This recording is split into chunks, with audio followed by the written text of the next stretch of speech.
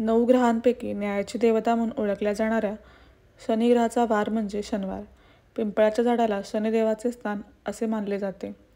यासंबंधी ब्रह्मपुराणात एका प्रसंगाचे वर्णन आपल्याला पाहायला मिळते. ब्रह्मपुराणातील 118व्या अध्यायानुसार शनिदेव असे म्हणतात की, मला समर्पित असणाऱ्या शनिवारच्या दिवशी ज्या व्यक्ती नियमितपणे पिंपळाच्या झाडाला स्पर्श करतील त्यांची सर्व कामे पूर्ण होतील, तसेच त्यांना माझ्याकडून कसलाही त्रास होणार नाही.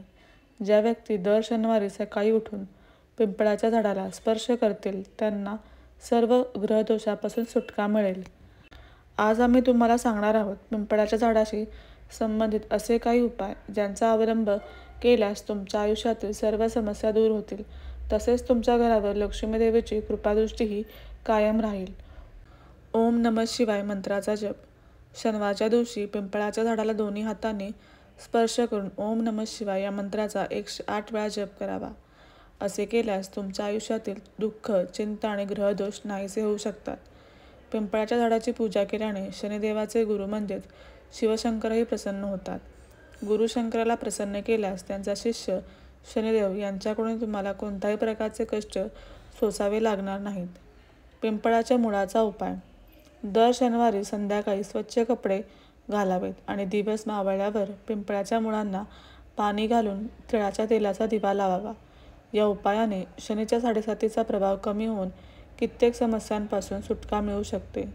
पिंपळाच्या झाडाची पूजा करण्यासोबतच हनुमान चालीसेचं वाचन करावे व पिंपळाच्या झाडाला 5 वेळा प्रदक्षिणा घालाव्यात. व्यवसायात यशप्राप्ती आणि आर्थिक समृद्धी हवी असल्यास दर शनिवारी दूध, गूळ, पाणी यांचे मिश्रण करून पिंपळाच्या मुळांना घालावे आणि पुढील प्रार्थना करावी. हे प्रभू, तुम्ही गीतेमध्ये म्हटले आहे, झाडामध्ये मी पिंपळ आहे. देवा, माझ्या आयुष्यात ही समस्या निर्माण झाली आहे. कृपा करून ही समस्या, मनात असणारी चिंता सांगावी, आपण दूर करावी. या प्रार्थनेनंतर पिंपळाच्या झाडाला स्पर्श करून प्रदक्षिणा पूर्ण करावी. सूर्यास्तानंतर करा हा उपाय. शनिवारच्या दिवशी सूर्यास्त झाल्यानंतर संध्याकाळच्या वेळेस एखाद्या जुन्या पिंपळाजवळ जावे. आपल्यासोबत लाल शाई किंवा लाल पेन, छोटे लाल वस्त्र आणि रंगीत धाग्यांची गुंडी न्यावी. तसेच पिठापासून तयार केलेला गाईच्या तुपाचा दिवा देखील सोबत न्यावा. सगळ्यात आधी पिंपळाच्या झाडाजवळ पिठाचा दिवा लावावा. त्यासमोर उभे राहून हनुमान चालीसेचे पठण करावे. नंतर पिंपळाच्या झाडावरील एका मोठ्या पानावर लाल शाईने आपल्या मनातील इच्छा लिहावी आणि त्याच्या फांदीला 7 वेळा रंगीत धागा गुंडाळावा. नंतर तो धागा 7 वेळा गुंडाळून स्वतःच्या मनगटावर बांधा.